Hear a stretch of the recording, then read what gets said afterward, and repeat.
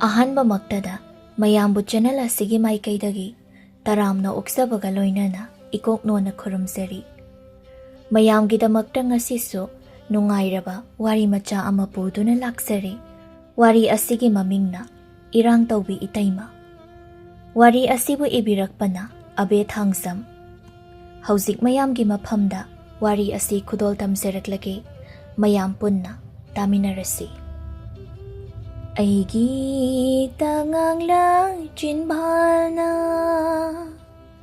ꯃꯣꯃꯣꯟ ꯃꯣꯃꯣꯟ ꯅꯣꯛꯆꯕ, ꯑꯩꯒꯤ ꯃꯤꯠꯅ ꯑꯅꯤꯅ ꯇꯊꯛ ꯇꯊꯛ ꯌꯦꯡꯖꯕ, ꯅꯪꯒꯤ ꯊꯃꯣꯏ ꯍꯣꯠꯅꯕꯅꯤ ꯑꯩꯒꯤ ꯅꯥꯛꯇ ꯂꯦꯡꯗꯅ ꯂꯩꯅꯕꯅꯤ꯫ ꯋꯥꯈꯜ ꯅꯨꯡꯉꯥꯏꯅ ꯏꯁꯩꯁꯨ ꯉꯪꯂꯤ꯫ ꯂꯝꯕꯤꯒꯤ ꯅꯥꯀꯜ ꯑꯃꯗ ꯁꯪꯇꯞ ꯃꯆꯥ ꯑꯃꯒꯨꯝ ꯁꯥꯗꯣꯛꯂꯤꯕ ꯑꯗꯨꯗ ꯁꯤꯡꯖꯨ ꯌꯣꯟꯕꯤ ꯃꯍꯥꯛꯅꯤ꯫ ꯃꯃꯤꯡꯅ ꯔꯥꯙꯦ꯫ ꯅꯨꯄꯥ ꯅꯍꯥ ꯄꯥꯈꯪ ꯃꯆꯥ ꯃꯌꯥꯝꯅ ꯃꯥꯕꯨ ꯏꯇꯩꯃ ꯔꯥꯙꯦ ꯍꯥꯏꯔꯒ ꯍꯦꯟꯅ ꯈꯪꯅꯩ꯫ ꯃꯥꯒꯤ ꯁꯤꯡꯖꯨ ꯌꯥꯝꯅ ꯍꯥꯎꯏ꯫ ꯂꯩꯀꯥꯏ ꯑꯗꯨꯗ ꯁꯦꯒꯥꯛ ꯀꯥꯏꯅ ꯃꯃꯤꯡ ꯆꯠꯂꯤꯕꯅꯤ꯫ ꯌꯣꯜꯂꯤꯕ ꯁꯤꯡꯖꯨ ꯑꯁꯤꯗꯒꯤ ꯍꯦꯟꯅ ꯍꯥꯎꯕ ꯑꯃꯁꯨ ꯂꯩ, ꯃꯗꯨꯗꯤ ꯃꯥꯒꯤ ꯃꯤꯅꯣꯛꯅꯤ꯫ ꯏꯇꯩꯃ ꯔꯥꯙꯦꯒꯤ ꯃꯤꯅꯣꯛ ꯍꯥꯏꯈ꯭ꯔꯕꯗꯤ ꯂꯣꯏꯔꯦ꯫ ꯍꯌꯦꯡ ꯐꯥꯎꯕ ꯄꯥꯏꯔꯗ꯭ꯔꯦ ꯀꯩꯅꯣ? ꯍꯣ ꯄꯥꯈꯪꯁꯥ, ꯂꯩꯁꯥꯕꯤꯁꯥ, ꯀꯩꯗꯧꯅꯔꯤꯒꯦ ꯅꯈꯣꯏꯕꯣ? ꯅꯈꯣꯏꯒꯤ ꯅꯇꯩꯃ ꯔꯥꯙꯦ ꯑꯩ ꯁꯤꯡꯖꯨ ꯌꯣꯜꯂꯦꯅꯦ, ꯍꯥꯎꯅ ꯁꯦꯝꯕꯤꯒꯦ, ꯆꯥꯔꯨ ꯂꯥꯎꯋꯣ꯫ ꯃꯌꯨꯝ ꯇꯝꯅ ꯆꯪꯂꯛꯂꯤꯕ ꯅꯨꯄꯤ ꯑꯗꯨꯅ ꯂꯥꯎꯍꯠꯂꯤ꯫ ꯔꯥꯙꯦ, ꯍꯩ ꯔꯥꯙꯦ ꯍꯩꯕꯤ ꯁꯛꯊꯤꯕꯤ, ꯅꯣꯡ ꯍꯦꯛ ꯉꯥꯟꯕꯒ ꯃꯀꯦ ꯁꯦꯝꯃꯤ, ꯅꯃꯥꯏꯗ ꯃꯆꯨ ꯃꯆꯨ ꯇꯩꯗꯨꯅ ꯏꯔꯥꯡ ꯀꯩꯊꯦꯜ ꯀꯥꯕꯤ, ꯔꯥꯙꯦ ꯊꯣꯛꯂꯛꯎ꯫ ꯏꯁ ꯂꯦꯝꯃꯤꯍꯦ, ꯅꯪꯇ ꯅꯁꯝꯗꯣ ꯕꯔꯥ ꯕꯔꯥ ꯍꯦꯛꯇ ꯐꯣꯏꯔꯒ ꯂꯣꯏꯔꯦ꯫ ꯃꯀꯦꯕꯨ ꯁꯦꯝꯕ ꯂꯣꯏꯕꯨ ꯂꯣꯏꯈ꯭ꯔꯦ, ꯀꯨꯏꯔꯦ꯫ ꯅꯣꯡ ꯉꯥꯟꯈꯤꯕꯒ ꯍꯥꯏꯔꯨꯔꯕꯗꯤ ꯀꯨꯏꯗ꯭ꯔꯤꯗ꯫ ꯃꯄꯥꯜꯗ ꯃꯇꯝ ꯆꯥꯗꯅ ꯈꯣꯡꯂꯛꯄ ꯀ꯭ꯋꯥꯛꯀꯤ ꯈꯣꯟꯖꯦꯜ ꯑꯗꯨꯗ ꯑꯊꯦꯡꯕ ꯑꯍꯤꯡꯁꯨ ꯅꯠꯇꯕ ꯀꯥꯜ ꯑꯁꯤꯗ ꯃꯀꯨ ꯑꯃꯅ ꯈꯣꯡꯂꯔꯤꯕ ꯑꯁꯤꯅ ꯀꯔꯤꯅꯣ? ꯔꯥꯙꯦ ꯑꯩꯉꯣꯟꯗ ꯀꯔꯤꯕꯨ ꯍꯥꯏꯅꯤꯡꯂꯤꯕꯅꯣ? ꯍꯥꯏꯗꯨꯅ ꯃꯍꯥꯛ ꯃꯄꯥꯜꯗ ꯊꯣꯛꯏ꯫ ꯂꯩꯔꯝꯂꯤꯕ ꯅꯨꯄꯤ ꯑꯗꯨꯗ ꯏꯃꯥꯕꯣꯛ, ꯀꯔꯤ ꯂꯩꯔꯒꯦ?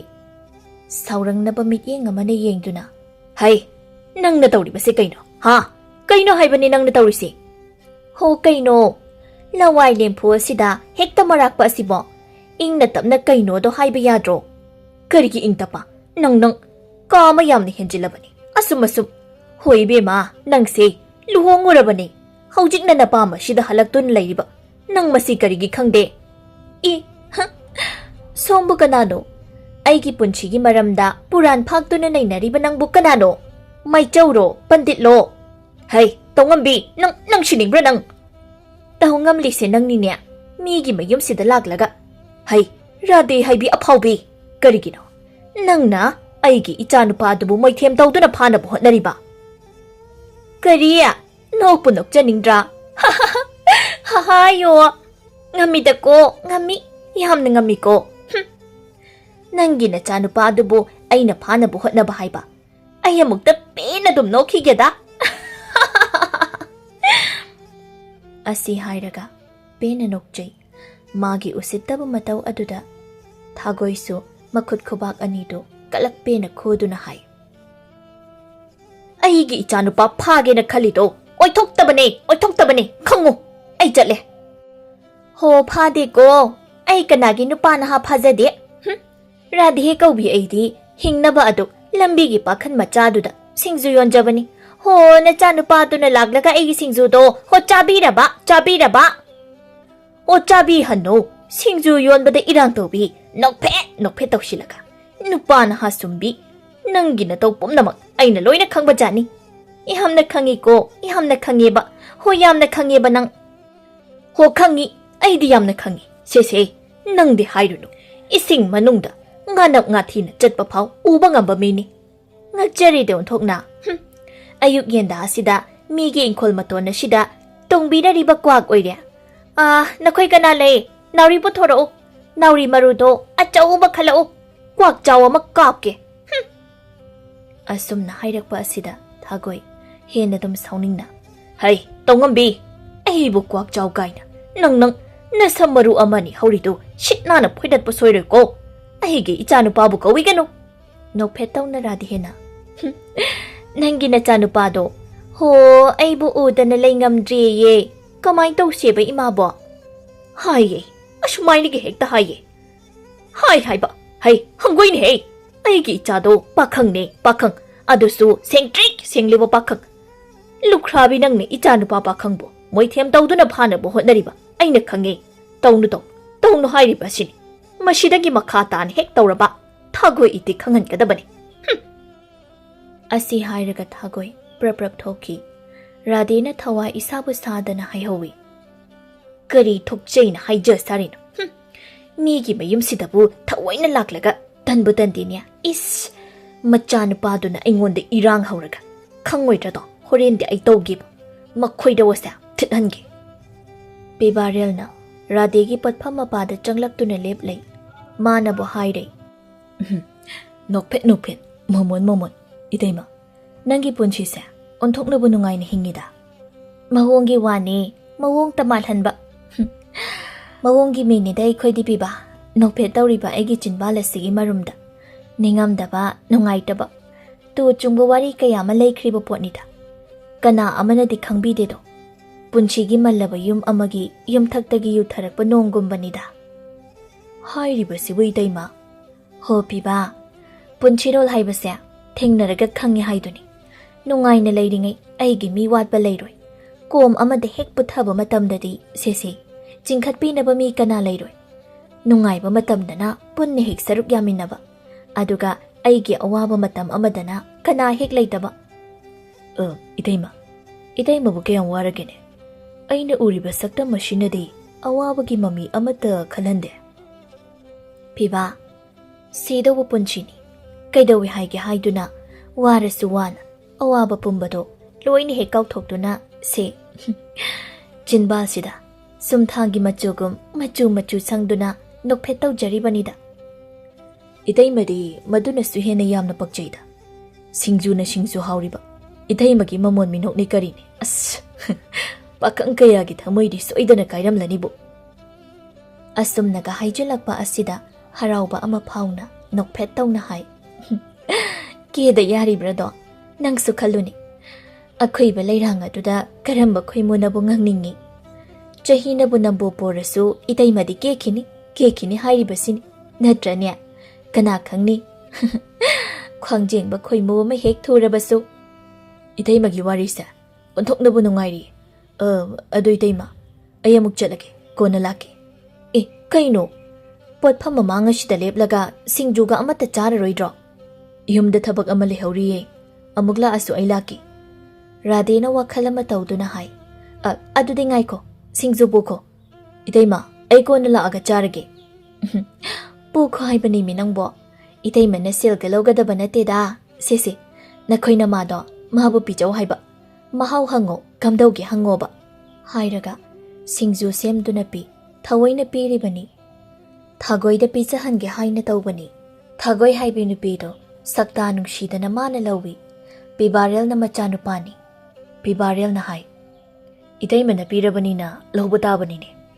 Lawo, namabahaw na pijaw ko. Hoy Eteima, adudi ay magchalagi ko. Hoy. Pibaril chaki, mabu yengdo na rade na hayhawi. Tas, kamdawi, pikreda na. Usita basado na, mani hekta ay gi inak talaglaga, ado kumawa hay bayabra ba. Rade ay singju saw ko nang. Magi machanupasida ay ni irang tao ikay. Irang na machanupasi na tawraga. Lembisa na. Tumong machamada, kobi ani hapto na. Rade ki mayum dalai. Rade ay kobi yon bala ini nangonda. Lawro law. Maning adom day rade thuglak to na. Kay hay banoy na ma. Kobi se, layro law hay ba. Kobi hay ba. Kobi di ay ngonda amabulay ram kini. Khangde. Nang namase, lay daba di yara roy. Silga amata lay te ay ngonda hujik. Adugini, ani se layro. Sang shilag to na, kobi da yengi. Chaw so antok na chaw kreda. Masak na masak pajariba. Ani se loy na lawro ba. Lawro kayo no. Nangdi singju yonbanina kobi haise sizinadawraba potni. Laure loire kaino. Laurage. Adunidana. Radhina selfie. Madubu lauraga hai. Nati Radhi. Nangbu kamdawbano. Sida sumlaiba darabro nangbo. Inama. Radhi aigi laibakse. Asumna tamlam lamali. Khangdi ay karimte hek khangdi. Mina kay no gayam na hainaba tay ko inamadi. Mina kari hainariba. Ho nangse halakpini. Mapamda halakto na laibani. Mathong kaya chaba nati. Asum hainaba taribani. Is, kaya to ni yenguni. Aigi maramda adum haina hairibo misaktobu kanano ne. Ngamlabadi aigi imanga sida ngangnaw ne. He. Ngamsu ngamloidabada. Kari thu'e haiduna tawrino. Aina ipamda halakto na laiba sibu makoida chi'e haibro. Khoida wo se sawningkreda. Inama. Asum na laibak thibabu kanano oiningani. Ho aduni. Laikai siya.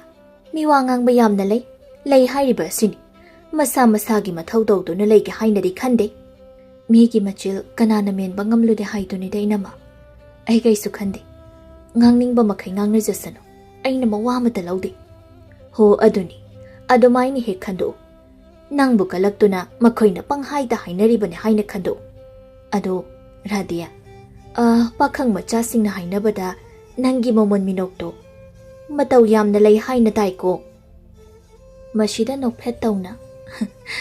Makoy na panghaida hairibanida. Inamagi wadiya kayshu thoidokpa hairoida. No kera, kap kera. Maraibak ama yenge hairabasu adum mayeng jawda. Inamasima ba. Phare, adude ay amuk chatlage. Mamay laythoi Radhina. Inama, tumok pudre. Haima, kahawida na idea. Madu haidu na chatkre. Radhina haijay. Aigi khoirong momon minok asina. Pakhang kayagi mathamoy bangawan gani. Iraibak asina pharabadi nupa ama. Wakal sina marwala macharang na bani. Aidi ikaw ba kawi tawrisi. Thoiding sungawdri bani. Morok sa sudri ba. Ima dubu. Mamay onshindo na kawi. Ima! Ho ima! Kaday dalaygi ima! Yumlo na ba adom day ketukina. Ho taye. Nama ay udrabadi mikup amata nang bulay bang amdrabro. Hola tay. Kaday ramog chatlurino. Ngayhag tayom dalay ti haywani. Laikay asugyam na koining manupis ti bukarino. Hay, nang angang ni. Yam na panagano ay ngonda. Panabaywana ti. Somda na tabak na may bunto Adugay imana laikay ko ito na warim sudon layri. Ina malimbis na nana kobiso mugyon silami. Ngayhag layri di potpam pamatok payabagi matam oirani. Kobisi budi ay horen ada pam na dom soy jaruragi. Thoiding sungaw dreama. Nangamukta ngawro. Ibema. Nang na nama ay ngonda pa kon shiba ashiriba ko. Nang na lay sari ngay matam dagi hauna. Nama ay si. Ukay takibani. Hawjik pao ba hekta ida ko nang siya. Ima. Nachagi mateng karapang drabadi kaino. Nacha ay na asum na singzu kara yolaga. Sil kara talaga imong asi punaribani. Ima na si machaning haibada. Nacha ay na atom layraga pijariba doni. Pijade haibagi wana tinya. Yare ima. Wamo ngangdo na layrano. Si. May hawgalaga thoiding do. Amukta ngawiro. Ay morok omda sukige. Ketuki na macha na pida. Asum na amuk hay. Hay. Nanggi maramda. Ima na pao taba kara layrabani ko. Nang siya. Napam sida halakto na layribani. Nang ne. Wakal kara tao. Mina tinchit kadaba tabak kak tao gano. Kaino ima. Kaino haido ba. Nachay na kari tawrabage. Nang na potpam pamba thoklibani. Singzu yolibani hay na tawribado. Irang ama itaw tawi hay ni Mina. Ima. Mina ngang bawada pangthamak su thazanuda. Aise. Nanggi nachani. Nacha. Ima na pokpa nachani. Ho aduna ba hay riba asini. Nama ay ki may chok payaba tabak amata nang tawgano. Tawde haywani ima nang bo. Irang tawi haye. Adugini hayrisi. Nanggi singju yon pom thokpa tumin na mayolo. Migi nupa na hada irang tawno ko. Mathaw laytaba kanano. Aigi maramda warim amuk nganglariba sibo. Onthok na su mathaw laytida ko. Hoy ma, nacha ay karisyo tawjadi. Sese, nacha ay bukalagpa yung thiba miyam na laye. Makoy na pang hayta hayjilibani. Karim tehik mawalaw ron. Adoy sarug thoiding do, ngawthok piruro. Thankrani. Hoy. Hayraga ketoki. Imungda changki. Radhena haijai. Radhi aigi maramda. Miwa nganglibasibu kananone. Radhi aina nokphet tauraga pakhang macha sing khare sumduna iraibak ase. Laibak amuk yengba yabra haina khanbani. Nuksiroi dori. Miwa ngangbi singsidi. Imungdagi ketukina lauri. Hai, nangi thoiding haiduna kadaita leiribano. Ima thamam khangde. Piro lao. Hairaga kawi Radhena. Mamit manasya. Olaga sukyeng higing loidabani. Mamit chidi hek thamdringa yaroiba. Ho thumok to ya hobane. Ngarang leiraga thumok da dum thamlambane. Hairaga imungda changi. Thumok to yawba thoiding du puthokduna piduna. Se, shida leiri. Ho thiba hek khangdaba. Amukani koi ma kaba hauroi. Karadi singju mahau mangni. Hoini. Nama aini hena khangi. Ho ngauro. Aisu morok shuruge. Leiriba khondo paiduna mapalda puthoi.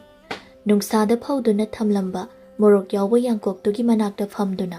Makhutuna moroktuda paiduna hai. Kembana bulori taurisi. Haiduna laukhatli. Aduga mangolda changduna. Moroktu khonduda loina hapchinduna suba hawi. Imai pema naton kaise amuk hauri. Hari me aibo. Haduna amuk hakthei khalli. Asumna morok sui. Ketuki na thoiding ngawi. Yumasida makhoi anita laibani. Ketuki machanupi asina mayum pankiba matamda magi thamoi yamna wajakhibani. Ichanupiga aigatang yumasida laibani. Haujikti mahaksu mahaki matam haibadu laktun luhongkre. Sagai amad oli. Yumsida ai ithanta ngai hauredo. Ihang ledu taurisi. Ichanupi asina luhonglabani haina tauribasya. Karam thoklagaba. Chunglam chaba ichanupi amadi natte. Mana khanbaga taubaga haina mayum pankhiba machanupido mapamda halaktuna amuk leirari. Ketukina machanupida hai. Hai, mamai si ikai ki haibadi leiti.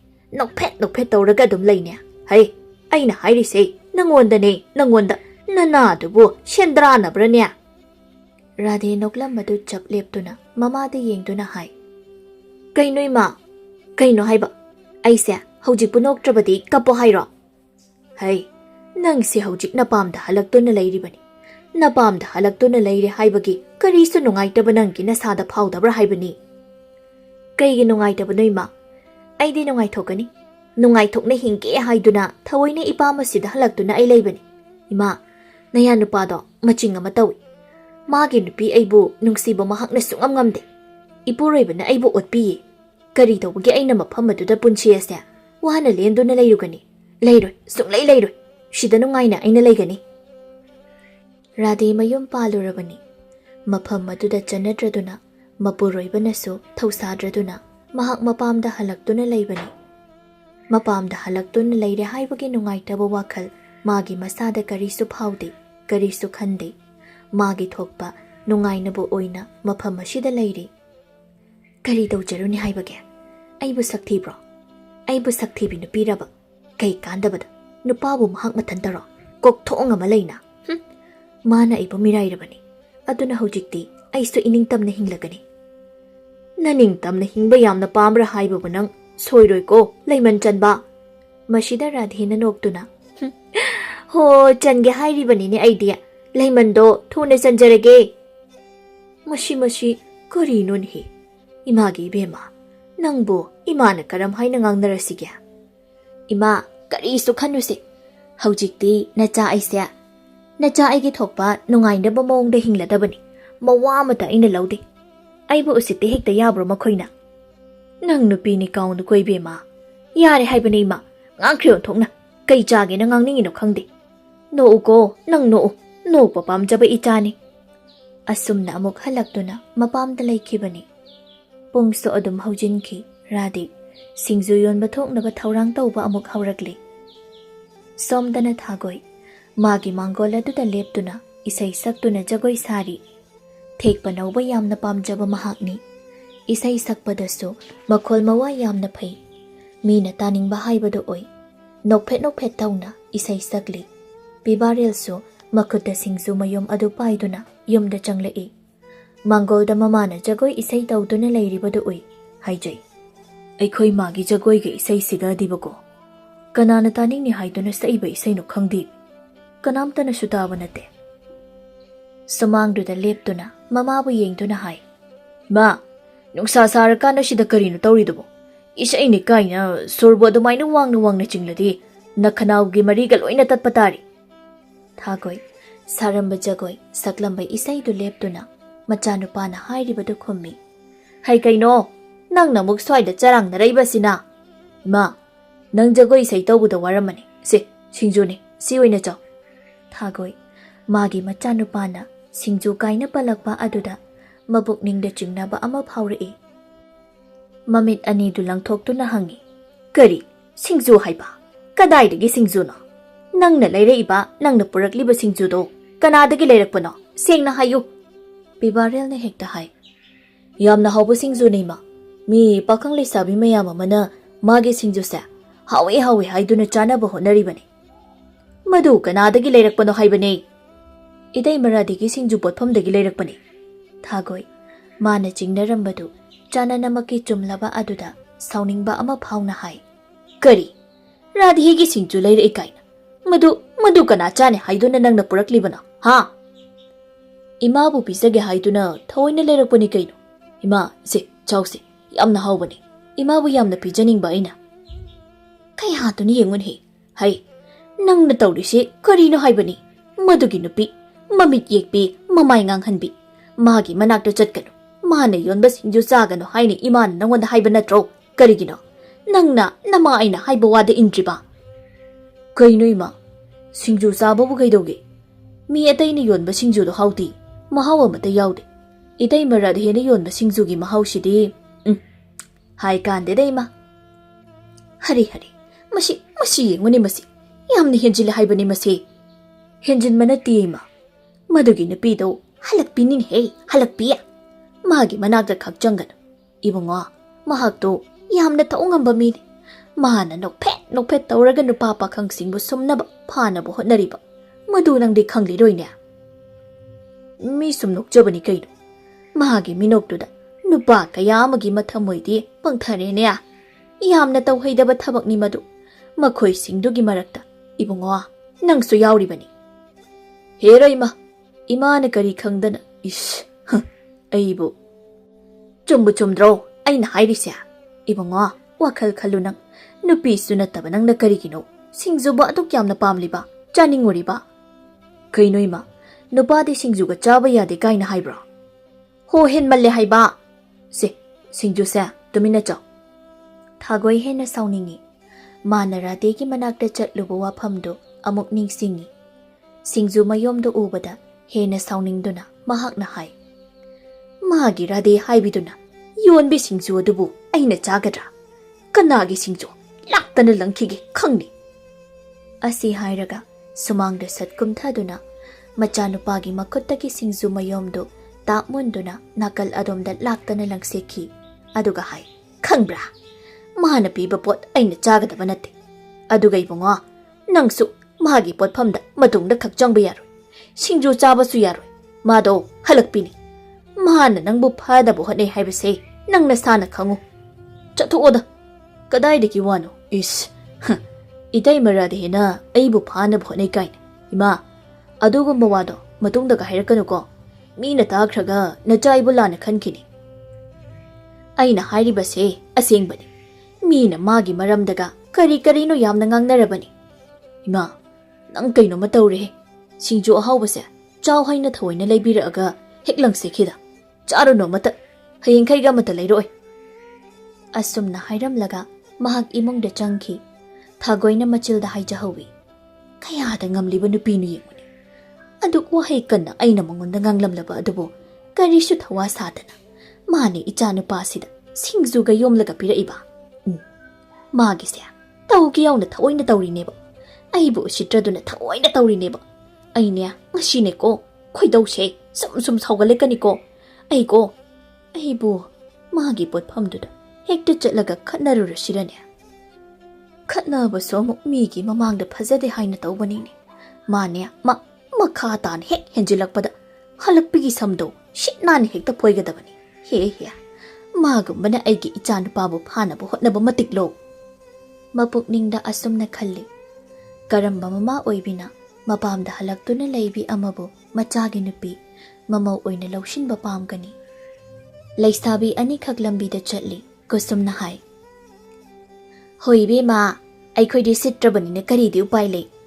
ꯅꯪꯈꯣꯏ ꯊꯥꯗꯣꯏꯈꯣꯏꯒꯤ ꯅꯨꯄꯥ ꯎꯅꯕ ꯊꯣꯛꯄ ꯈꯨꯗꯤꯡꯗ ꯑꯗꯨꯝ ꯍꯦꯛ ꯌꯥꯎꯕ ꯍꯥꯏꯕꯗꯨꯅꯤ꯫ ꯊꯣꯏꯕꯤꯅ ꯅꯣꯛꯃꯤ ꯅꯪ ꯑꯃ ꯏꯕꯦꯝꯃ, ꯅꯨꯄꯥꯁꯨ ꯄꯥꯝ, ꯑꯃ ꯁꯤꯜꯂꯤ ꯄꯥꯝꯗꯦ ꯅꯨꯡꯁꯤꯗꯦ ꯍꯥꯏꯗꯨꯅ ꯍꯦꯛꯇ ꯌꯥꯗꯕ, ꯍꯦꯛꯇ ꯀꯟꯊꯣꯛꯄ, ꯑꯗꯨꯒꯁꯨ ꯑꯃꯨꯛ ꯅꯨꯄꯥ ꯄꯥꯝꯃꯤ ꯍꯥꯏꯕ꯫ ꯅꯪꯒꯤ ꯃꯋꯥꯁꯦ ꯑꯩ ꯀꯔꯝꯕ ꯂꯧꯗꯣꯏꯅꯣ ꯍꯥꯏꯕ ꯈꯪꯖꯗ꯭ꯔꯦꯗ꯫ ꯍꯣ, ꯑꯩꯅ ꯍꯥꯏꯗꯤ ꯃꯁꯛꯇꯣ ꯌꯥꯝꯅ ꯐꯖꯕꯃꯛ ꯅꯠꯇ꯭ꯔꯕꯁꯨ ꯍꯦꯛ ꯌꯦꯡꯕꯗ ꯑꯗꯨꯝ ꯌꯦꯡꯕ ꯌꯥꯕ ꯅꯨꯄꯥ ꯊꯣꯛꯄ ꯑꯃꯁꯨꯡ ꯄꯥꯝꯕꯩ ꯋꯥꯅꯤꯗ꯫ ꯅꯍꯥꯟꯃꯨꯛ ꯊꯥꯗꯣꯏꯅ ꯁꯦꯝꯈꯤꯕ ꯅꯨꯄꯥꯗꯨꯅ ꯀꯔꯝ ꯇꯧꯈ꯭ꯔꯕ?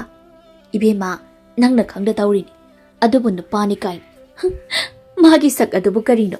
ꯃꯃꯤꯠ ꯑꯗꯨꯅ ꯃꯔꯣꯜ ꯑꯃ ꯈꯨꯔꯤꯕ, ꯃꯃꯤꯡꯅꯒ ꯃꯤꯠ ꯈꯨ ꯀꯧꯔꯤ, ꯀꯌꯥꯗꯤ ꯅꯣꯛꯅꯤꯡꯂꯦ ꯑꯩꯗꯤ꯫ ꯃꯅꯥꯇꯣꯟ ꯑꯗꯨꯅ ꯆꯐꯨꯃꯨꯛ ꯂꯥꯎꯏ, ꯌꯥꯃꯥꯡ ꯑꯗꯨꯅ ꯌꯣꯝꯄꯥꯛꯅ ꯀꯩꯗꯧꯔꯨꯅꯤ? ꯄꯨꯟꯅ ꯌꯦꯡꯕ ꯃꯥꯒꯤ ꯃꯥꯏꯊꯣꯡꯗꯤ ꯍꯥꯏꯀꯥꯟꯗꯦ ꯏꯕꯦꯝꯃ, ꯌꯨꯃꯥꯏ ꯆꯦꯟꯕꯅꯤ ꯃꯥꯜꯂꯤꯁꯦ꯫ ꯊꯣꯏꯕꯤ ꯀꯨꯁꯨꯝꯅ ꯍꯥꯏꯔꯛꯄ ꯋꯥꯗꯨ ꯇꯥꯕꯗ ꯅꯣꯛꯇꯕ ꯉꯝꯗ꯭ꯔꯦ꯫ ꯅꯣꯛꯇꯨꯅ ꯍꯥꯏ, ꯏꯕꯦꯝꯃ, ꯅꯪ ꯑꯃꯅ ꯍꯦꯛ ꯉꯥꯡꯊꯣꯔꯛꯄ ꯑꯁꯤꯅꯀꯣ꯫ ꯋꯥꯔꯤ ꯁꯥꯗꯨꯅ ꯂꯥꯛꯄꯅ ꯃꯈꯣꯏꯗꯨ ꯁꯤꯡꯖꯨ ꯌꯣꯟꯕꯤ ꯔꯥꯙꯦꯒꯤ ꯄꯣꯠꯐꯝ ꯃꯄꯥꯗꯨ ꯌꯧꯔꯤ꯫ ꯔꯥꯙꯦꯅ ꯅꯨꯄꯤ ꯂꯩꯁꯥꯕꯤ ꯑꯅꯤ ꯂꯥꯛꯄ ꯎꯕ ꯑꯗꯨꯗ ꯅꯣꯛꯃꯤꯅ ꯀꯧꯁꯤꯜꯂꯤ꯫ ꯂꯩꯁꯥꯕꯤ ꯑꯅꯤ, ꯅꯈꯣꯏ ꯑꯅꯤꯕꯨ ꯁꯤꯡꯖꯨ ꯆꯥꯕ ꯂꯥꯛꯏꯔꯣ? ꯂꯥꯛꯑꯣ ꯂꯥꯛꯑꯣ, ꯆꯪꯂꯣ, ꯁꯤꯗ ꯐꯝꯃꯣ ꯂꯥꯎꯁꯤ, ꯅꯅꯝꯃ ꯁꯤꯡꯖꯨ ꯍꯥꯎꯅ ꯁꯦꯝꯕꯤꯒꯦ, ꯆꯥꯔꯣ ꯂꯥꯎ, ꯊꯝꯕꯧꯒ ꯌꯥꯎꯏ ꯉꯁꯤꯗꯤ, ꯀꯌꯥꯝ ꯍꯥꯎꯒꯦ ꯌꯦꯡꯉꯨ꯫ ꯃꯥꯒꯤ ꯃꯤꯀꯧ ꯊꯥꯒꯧ ꯋꯥꯉꯥꯡ ꯁꯉꯥꯡ ꯑꯁꯤ ꯃꯤ ꯌꯥꯝꯅ ꯈꯣꯜꯂꯤ, ꯑꯗꯨꯅ ꯃꯥꯒꯤ ꯁꯤꯡꯖꯨꯕꯨ ꯍꯦꯛꯇ ꯆꯥꯅꯤꯡꯕ ꯍꯥꯏꯕꯗꯨ ꯑꯣꯏꯍꯜꯂꯤ꯫ ꯀꯨꯁꯨꯝꯅ ꯈꯨꯝꯃꯤ, ꯍꯣꯏꯅꯝꯃ, ꯏꯅꯝꯃꯒꯤ ꯁꯤꯡꯖꯨꯁꯦ ꯄꯨꯛ ꯄꯦꯟꯅ ꯆꯥꯒꯦ ꯍꯥꯏꯅ ꯂꯥꯛꯏꯅꯤ, ꯂꯥꯛꯑꯣꯅꯦ ꯑꯗꯨꯗꯤ꯫ ꯃꯈꯣꯏ ꯑꯅꯤ ꯆꯪꯁꯤꯟꯗꯨꯅ ꯃꯐꯝ ꯆꯥꯅ ꯐꯝꯃꯤ꯫ ꯔꯥꯙꯦꯅ ꯃꯈꯣꯏ ꯑꯅꯤꯗ ꯌꯦꯡꯗꯨꯅ ꯍꯪꯉꯤ, ꯀꯌꯥꯝ ꯆꯥꯒꯦꯕ? ꯀꯌꯥꯒꯤ ꯁꯦꯝꯃꯛꯎꯒꯦ? ꯉꯥꯏꯍꯥꯛꯇꯪ ꯉꯥꯏꯕꯤꯈꯣ ꯏꯅꯝꯃ, ꯅꯨꯄꯥꯅ ꯂꯩꯒꯗꯕꯅꯤ, ꯅꯨꯄꯥ ꯂꯥꯛꯇ꯭ꯔꯤ, ꯅꯨꯄꯥ ꯂꯥꯛꯄ ꯉꯥꯏꯍꯥꯛ ꯉꯥꯏꯈꯤꯒꯦ꯫ ꯍꯩꯃꯥ, ꯅꯈꯣꯏ ꯑꯅꯤꯒꯤꯁꯤꯗꯤ ꯀꯩꯅꯣ ꯇꯧꯕ ꯊꯣꯛꯂꯛꯏꯕ ꯑꯣꯏꯔꯦ? ꯍꯣꯏ ꯍꯥꯏꯇꯥꯔꯦ ꯏꯅꯝꯃ, ꯐꯩꯗ, ꯅꯅꯝꯃ ꯈꯣꯏꯁꯨ ꯀꯥꯜꯂꯛꯄ ꯅꯠꯇꯦꯗ, ꯂꯩꯁꯥꯔꯤꯉꯩ ꯃꯇꯝꯗꯣ ꯑꯣꯟꯊꯣꯛꯅ ꯅꯨꯡꯁꯤꯔꯛꯏꯗ ꯇꯧꯔꯤꯁꯦ꯫ ꯑꯩꯈꯣꯏꯁꯨ ꯅꯈꯣꯏꯒꯨꯝꯅ ꯅꯨꯄꯥ ꯎꯅꯕ ꯊꯣꯛꯏꯅꯤ ꯀꯥꯏꯅ ꯌꯥꯝ ꯊꯣꯛꯂꯛꯏꯗ꯫ ꯏꯅꯝꯃꯁꯦ ꯍꯜꯂꯛꯇꯨꯅ ꯂꯩ ꯀꯥꯏꯅ ꯍꯥꯏ, ꯁꯤꯕꯨ? ꯏꯄꯥꯝꯗ ꯍꯜꯂꯛꯇꯨꯅ ꯑꯩ ꯍꯧꯖꯤꯛ ꯂꯩꯔꯤꯕꯅꯤ꯫ ꯏꯕꯦꯝꯃꯆꯥ, ꯃꯊꯣꯡ ꯆꯥꯗꯕ ꯅꯨꯄꯥ ꯑꯃꯗ ꯄꯨꯟꯁꯤ ꯑꯁꯦ ꯍꯦꯛ ꯋꯥꯏꯊꯨꯡꯉꯨꯗꯅ ꯏꯔꯥꯏꯕꯛ ꯑꯁꯤ ꯊꯤꯔꯤ꯫ ꯀꯔꯤ ꯀꯥꯟꯗꯅꯣ ꯍꯥꯏꯗꯨꯅ ꯏꯄꯥꯝꯁꯤꯗ ꯍꯜꯂꯛꯇꯨꯅ ꯑꯣꯏꯅ ꯍꯦꯛ ꯂꯩꯔꯕ꯫ ꯑꯗꯨꯅꯅꯦ ꯑꯩꯅ ꯅꯈꯣꯏꯗ ꯍꯥꯏꯒꯗꯕ ꯋꯥꯗꯤ, ꯂꯩꯁꯥꯔꯤꯉꯩ ꯃꯇꯝ ꯑꯗꯨꯗ ꯅꯨꯄꯥ ꯑꯐꯕ ꯊꯤꯍꯧ ꯑꯁꯤꯅꯤ꯫ ꯅꯨꯄꯥ ꯃꯁꯛ ꯐꯖꯕꯅ ꯍꯌꯦꯡ ꯇꯨꯡꯗ ꯈꯛ ꯌꯥꯔꯛꯇꯕꯅꯤꯀꯣ꯫ ꯋꯥꯐꯝ ꯑꯁꯤ ꯇꯥꯔꯒ ꯊꯣꯏꯕꯤꯅ ꯀꯨꯁꯨꯝꯗ ꯍꯥꯏ, ꯇꯥꯔꯕ꯭ꯔꯥ ꯅꯨꯄꯤ, ꯏꯅꯝꯃꯅ ꯍꯥꯏꯁꯦ?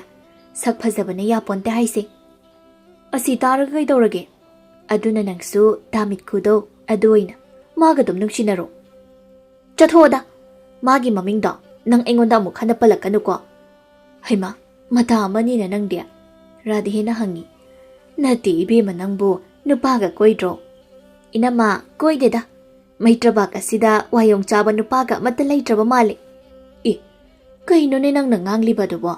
ꯊꯣꯏꯕꯤꯅ, ꯍꯣꯏꯅꯝꯃ, ꯃꯁꯤꯒꯤ ꯅꯨꯄꯤꯁꯦ ꯄꯨꯔꯥ ꯃꯤ ꯃꯑꯣꯡ ꯑꯃꯅꯤ, ꯅꯨꯄꯥꯁꯨ ꯐꯪꯗꯦ ꯍꯥꯏꯅꯤ, ꯁꯦꯝꯕꯤꯔꯒꯅ ꯄꯥꯝꯃꯤ ꯄꯥꯝꯗꯦꯒ ꯑꯃꯨꯛ ꯇꯨꯀꯥ ꯊꯤꯗꯨꯅ ꯂꯩꯗꯧꯕ꯫ ꯑꯩꯒꯤ ꯋꯥꯗꯤ ꯏꯕꯦꯝꯃ, ꯆꯤꯜꯍꯥꯎ ꯌꯥꯝꯅ ꯊꯤꯒꯅꯨ ꯑꯁꯤꯅꯤ꯫ ꯅꯨꯄꯥꯗ ꯆꯤꯜꯍꯥꯎ ꯌꯥꯝꯅ ꯊꯤꯔꯒ ꯀꯔꯤꯁꯨ ꯀꯥꯟꯅꯔꯣꯏꯀꯣ꯫ ꯍꯣ, ꯍꯥꯏꯕ ꯉꯥꯡꯕ ꯑꯃ ꯏꯇꯥ ꯇꯥꯗꯤ ꯃꯁꯤꯒꯤ ꯅꯨꯄꯤꯁꯤ꯫ ꯋꯥꯔꯤ ꯁꯥꯟꯅꯗꯨꯅ ꯅꯨꯄꯥ ꯂꯥꯛꯄ ꯉꯥꯏꯔꯝꯕꯅꯤ꯫ ꯁꯂꯥꯏꯔꯦꯟꯁꯨ ꯃꯇꯥꯎ ꯑꯃꯒ ꯄꯨꯟꯅ ꯍꯦꯛ ꯂꯥꯛꯏ꯫ ꯔꯥꯙꯦꯒꯤ ꯁꯤꯡꯖꯨ ꯄꯣꯠꯐꯝ ꯑꯗꯨꯗ ꯊꯣꯏꯕꯤ ꯍꯣꯏ ꯐꯝꯗꯨꯅ ꯂꯩꯔꯤꯕꯗꯨ ꯎꯔꯤ꯫ ꯁꯂꯥꯏꯔꯦꯟꯅ ꯍꯥꯏ, ꯊꯣꯏꯕꯤ, ꯀꯌꯥꯝ ꯀꯨꯏꯔꯒꯦ ꯅꯪꯕꯨ ꯉꯥꯏꯕ? ꯂꯥꯛꯄꯗ ꯈꯔ ꯊꯦꯡꯗꯣꯛꯈ꯭ꯔꯦ, ꯁꯥꯎꯕ ꯌꯥꯗꯦꯀꯣ꯫ ꯁꯥꯎꯗꯦꯗ꯫ ꯀꯨꯁꯨꯝꯁꯨ ꯍꯦꯛ ꯌꯦꯡꯈꯠꯂꯤ꯫ ꯊꯣꯏꯕꯤꯒ ꯈꯪꯅꯕ ꯅꯨꯄꯥꯗꯨꯒ ꯂꯥꯛꯃꯤꯟꯅꯔꯤꯕ ꯅꯨꯄꯥꯗꯨ ꯍꯦꯛ ꯎꯔꯨꯏ꯫ ꯃꯥꯅ ꯃꯁꯛ ꯈꯪꯕ ꯅꯨꯄꯥꯅꯤ, ꯃꯃꯤꯡꯅ ꯃꯤꯠꯈꯨ꯫ ꯍꯧꯖꯤꯛꯇ ꯃꯈꯣꯏ ꯑꯅꯤ ꯂꯥꯛꯄꯗ ꯃꯥꯒꯤ ꯃꯇꯥꯡꯗ ꯋꯥꯔꯤ ꯁꯥꯟꯅꯈꯤꯕꯗ ꯉꯥꯏꯔꯤꯕꯅꯤ꯫ ꯃꯥꯕꯨ ꯌꯦꯡꯗꯨꯅ ꯃꯕꯨꯛꯅꯤꯡꯗ ꯍꯥꯏꯖꯩ, ꯀꯩꯅꯣ ꯁꯤꯒꯤ ꯅꯨꯄꯥꯁꯤꯅ ꯀꯗꯣꯝꯗꯩꯅꯣ ꯑꯃꯨꯛ? ꯁꯂꯥꯏꯔꯦꯟꯒ ꯑꯃꯨꯛ ꯄꯨꯟꯅ ꯂꯥꯛꯃꯤꯟꯅꯔꯤꯕꯁꯤꯕꯣ? ꯃꯥꯒ ꯇꯤꯟꯅꯕ ꯆꯠꯂꯥ? ꯊꯣꯏꯕꯤ ꯃꯥꯁꯨ ꯃꯤꯠꯈꯨꯕꯨ ꯍꯥꯟꯅ ꯃꯁꯛ ꯈꯪꯉꯤ꯫ Mabu ubada kusumda yengduna tapna hai. Kusum, nangi tamit kula ehe. Nupia, nang tumilay joko. Radhe, mamituna nupa ani tuda yengi. Nupa ani dugi manungda, nupa masa khara phaba salairen adubu ubada, magi mitpham hongba ngamdi. Mathamoidu mathumarang haujay, mabukningduda haijay. Thoibigi nupa haibado, makhoi anigi maraksida karambabu oirigaba. Masigi nupa masak phajabase, mahak oiramdrabadi phanida. Kaino, sigi nupa sigi masak sibo, kaidawre haibado, asuk phajaba. Radhe aidi pungaw ngawre haiba. Mitkhudi, kusumda, kuphet ka phet yengduna laikhri. Kusum madi, mitku ubada hainadabana loiri. Haugatuna chatningba haibado hek oiri mahak. Radhe na nupa duda yengduna hai. Ibonga, leptuna dum lairenya, phamusomda. Hoi Eteima. Makhoi ani changshinduna phammi. Mitku na hai. Eteima, aikhoigi singju sembiro. Hoi hoi. Radhe, nokphet tauraga, singju semnaba hotnei. Salaire na hai. Itaw mitkuga punna heglaaba. Mitkuna, aisu yaujari. Kusumna thok hai. Kaidoba laino, lagane yadra. Kaino ni, kaino haidubo. Kari tawba lakpiri noba. Nang yaurongani khanduna thawaina laini kaino. Thoibina kusumda tapna. Kusum, nangbu kaino mi. Masaksa nungshidaba. Radhe na hangi. Singju sibu moro kayam sahalo haibano. Mitkuna. Karadum sanbiro Eteima. Aikhoi kusumdi morok saba yam pamjabani. Kusumna hena sauningna. Hey, kaino nangna haida. Aikhoi kusum kaina. Aisibu nangira. Oidorobani kaino. Aisi nangia. Machila siyengmani. He mitkuba haisini. Haune. Miki hausitu niyengmani. Radhe makhoigi matawaduda haijay. Kaino nihi. Sigi nupasiga koinaribasi thoibi oiramale. Kamai tawni idea. As, tanjayda. Ainadi masakase phasai kaina khaluri. Kamai tawni. Singju semba loiraduna. Singju semba loire. Se, shida leire. Hairaga thammi. Thum morok to yarabra yengo. Hoi Eteima. Mitkuna. Kusum. Yamna sasinjanuko. Hore namidang lamjel amuk chenani. Ho cheni, chenaba mayam chani. Nangna thawra. Nang chajanuda. Thoibina. Ita, nang simako. Lemzade se, tumina charo. Makhoi singju sai. Mitkhudi mamituna phalap kusumda yengi. Radhena lona salairenda yengi. Salairena thoibida hai. Aikhoi baigana mitkarani ri langphaida chaluba tare. Thabak amagini chataba yadraba. Sigi wase haigi haiduna ilakbani. Kayam koina leibirakkadoino haise. Yamdrabada thakai mukti oigadaba male. As, nang chaikradi nang ai unabasu phanglareko. Aini hina chatningba chatnateda. Upai leite. Koibadi koigadaba nate. Radhena nokmi hai. Ibonga, Eteimagi singjugi mahaudubu karam tawbage. Chababu yabu yabro. Eteima yam hawida. Ado nangi mingbu kari kawbage. Aigira haise. Hoini, kari ming kawba. Salairen kawi. Salairen haiba. Yumdi kadaidagino. Asumna hekta hanglakpa asida salairen. Masado hainadaba ama phawbagum tawre. Thoibina haijay. Kaino mastigin pisina. Mangonda hangliba sibo. Mamingga hangladana. Radhena. Eteima se nangonda wama sum hainingba. Nangbu somdaga iraglaktabro. Thoibina. Inamagi wadubu. Kaishu nateda. Thoibina salairenda yengduna. Ta salairen. Chatlashira. Hoi. Mitkuna. Kaino chatlasibo. Phamba kuidri kaino. Singju sabasu loidri. Aidi singju sa phanadum hauri. Aikhoi gusum yenglaga singju sabagi mahaushidi kaida hairurani. Nang yam paglaktre kwa. Ai thoibia lau chatlasi. Hairaga phuk haugatki. Mitkuna. Oi. Usigi ga haugatki. Aina sum phagi tawbani. Phamthakhu chakisi. Kusum chatpa hawi. Thoibi so haugatuna thoi. Salairena selpirami. Eteima sileire. Yari. Ado nangne. Nungtigi magnatrabasu marakta Nateimagi potpham asida singju sabadi la uko. Hoi. Haida yadratuna hoi hairamlaga Makhoi anisu haugatuna thoi. Radhena nokphet tawna. Aigi minok asida masigi pakhang asibu ngauram loidrane. Ngauram nida. Aigi minokta ngaudaba nupa amata leiba nate. Soidana ma aigi nakta amuk lakaniba. Aina urakpa thengnarakpa nupa pakhang mayamdagi masimana ihen henbagumna tawi. Ai masima laibak chang hekta yengnabu hotnaragi. Thoibiga makhoi ani nungsinaribase asi hana thugairaba. Lambida chatna Thoibina hai. Hojiki nupida mityeng na yeng wangang sangang ama itaw tawi. Matung manaw magida changbaga yadre. Salaire na sukhumbi. Hoine. Mityeng na yeng ama itaw tawiba. Ay so hainadrini. Hayeng kaidi unaraso kadaidano ama oina unarasi. Nang naduda ngairamlaga. Ho ngai jararoy matungde. Asumna namitcho dom haithakri. Radi singju khara yolaba tungni. Kanaroy hanba tabani. Pochaise amukta loisilage. Namit tadringai yumda kumhaurage. Haiduna mapot machay loisinba hawi. Somdana yum aduda khomba laktuna phamduna leiri. Ketukiga wari sanari. Ketukina. Halakpa matamde oirabani. Ngai haka hek ngairoi bungo. Ma halaktri phauba adum hek ngairage. Ho adunabu pharaba jani. Ibungo yarabadi nangne mabu adum bukhro ko ngasiya. Mashina sida halaktuna leibasya. Mama aigi thamoishi laitapha mama ikhang he khangjadi. Mahanaga marol ama irang pubani. Amuk phattanungda thokadra haiduna thawai ama wariba. Mana kharagalam kele. Aina haiba waso mana amada tabiba nate. Yumda leiba nungaite aisa. Mana haiba inde haiduna thokchatkribani. Aduga sida sum leikriba. Aisu sauningladuna mabu kaure haiduna namit kharani silai thore. Ima nayana matam chana mabu kaubula kire haiduna nayabu saubiganuko. Saude bungo. Imanya kari su ek saude ko. Yengoy. Nangna amuk mabu kaubula klibase yamna pharabani.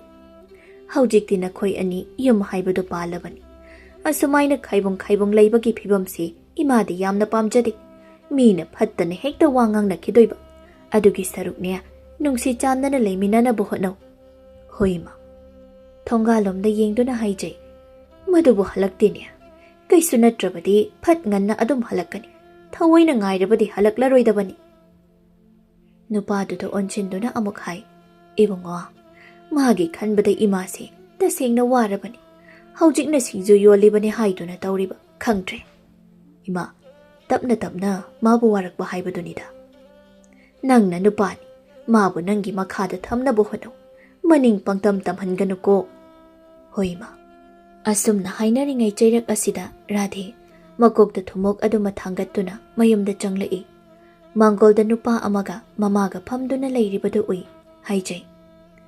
Kananone ekhoi maga wari saduna phamliba siba. Munna yengduna changshili. Misakto asum chingnari. Khara naksilakpada mana mayum paluba magi mapuroiba khomba oiduna leirami. Mahak kang sawi. Mahak na hai. Sidagay ba nang laino? Hairaga makokdagi thumokdu thangthaduna dariduda thammi. Sauna amuk makhaday. Yam thuna nang chakro. Sida mukhana nang lakano. Ketuki na machanupigi wahayaduda. Hai, nang nanganglibado kaino. Adum nangango hai na nangwanda kanana haibagi. Hai dabadi ma. Mangwanda kanana sidala o haibagi. Mushi waraktabu mapal thokanu ko nang. Khombana Radheda yengduna. Ay nang bulawala ibani. Nang halak pangayram libani. Imaga suwari sanari. Lao, chalasi. Kadayda. Yum danidana. Kanagi yum. Radhe, nang ngawra bro. Ngawri basi nang nine, nang karigino haibani. Nang nasidala ibasi. Nang bulawala ibani haridana. Lakpiyo haide. Aidi chatpasungam loy. Chatpiro. Ketukina. Nang ko. Asuk yamna wakal tadaba. Nang bushida adum layba yadawri bro. Yagere yaroi gere ima. Aidi sida dum laitori. Imagi bema. Nang se nupi ninya. Nupi. Nabamda halaktuna. Lairaba haiba asibu karida phazabano. Nang bu namaya mapali badu karisu ikaida bro. Aidi laini. Sida sum laini. Kariki aina magi manakta chatlugani. Mana ibu otliba ima.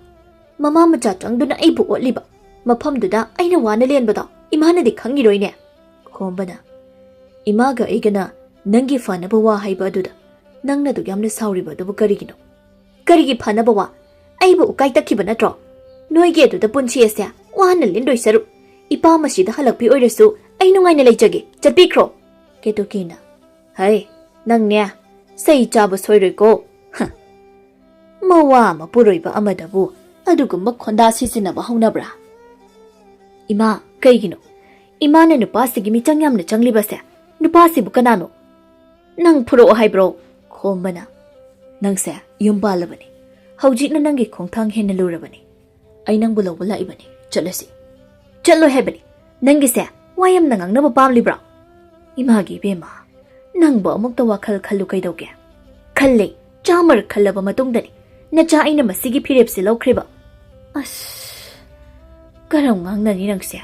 ꯈꯣꯝꯕꯅ ꯁꯤ ꯅꯪ ꯁꯥꯎꯔꯅꯨ, ꯅꯪꯕꯨ ꯅꯨꯡꯉꯥꯏꯅ ꯑꯩꯅ ꯊꯝꯅꯕ ꯍꯣꯠꯅꯒꯦ꯫ ꯅꯪ ꯌꯥꯎꯗꯕꯁꯦ ꯑꯩ ꯌꯥꯝ ꯅꯨꯡꯉꯥꯏꯇꯦ꯫ ꯅꯪ ꯑꯩ ꯑꯃꯠꯇ ꯑꯣꯏꯈ꯭ꯔꯕꯅꯤ꯫ ꯍꯥꯏꯔꯤꯕꯁꯦ ꯇꯥꯔꯕ꯭ꯔꯥ? ꯅꯐꯤ ꯌꯣꯝꯃꯨꯔꯒꯦ ꯏꯃꯥ꯫ ꯏꯃꯥ ꯃꯈꯥ ꯇꯥꯔꯅꯨ, ꯏꯃꯥꯅ ꯍꯥꯏꯕ ꯏꯜꯂꯨ ꯅꯪ꯫ ꯔꯥꯙꯦ, ꯑꯩ ꯅꯪꯕꯨ ꯅꯨꯡꯁꯤꯅꯦ, ꯑꯩ ꯅꯪꯒ ꯂꯥꯞꯅꯕ ꯈꯛ ꯉꯝꯂꯣꯏꯌꯦ꯫ ꯃꯥꯒꯤ ꯊꯣꯠꯂꯕ ꯋꯥꯍꯩ ꯋꯥꯇꯥꯅ ꯔꯥꯙꯦꯒꯤ ꯄꯨꯛꯅꯤꯡꯕꯨ ꯁꯨꯝꯈ꯭ꯔꯦ꯫ ꯋꯥ ꯈꯔ ꯉꯥꯡꯅꯔꯕ ꯃꯇꯨꯡꯗ ꯔꯥꯙꯦ ꯈꯣꯝꯕꯅ ꯍꯥꯏꯕ ꯋꯥꯗ ꯍꯣꯏ ꯍꯥꯏꯅ ꯌꯥꯔꯦ꯫ ꯃꯤꯅꯣꯛ ꯑꯃ ꯅꯣꯛꯏ, ꯍꯔꯥꯎꯕꯒꯤ ꯃꯤꯅꯣꯛꯅꯤ꯫ ꯃꯃꯥꯕꯨ ꯈꯨꯔꯨꯝꯂꯒ ꯃꯈꯣꯏ ꯑꯅꯤ ꯊꯣꯛꯂꯛꯏ꯫ ꯂꯝꯕꯤꯗ ꯆꯠꯅ ꯆꯠꯅ ꯋꯥꯔꯤ ꯁꯥꯏ꯫ ꯔꯥꯙꯦꯅ ꯅꯣꯛꯏ, ꯃꯥꯒꯤ ꯃꯤꯅꯣꯛ ꯎꯈꯤꯗꯕ ꯀꯨꯏꯔꯕꯅꯤ ꯈꯣꯝꯕ꯫ ꯍꯔꯥꯎ ꯍꯔꯥꯎ ꯃꯈꯣꯏ ꯑꯅꯤ ꯃꯌꯨꯝ ꯇꯝꯅ ꯆꯠꯃꯤꯟꯅꯈꯤ꯫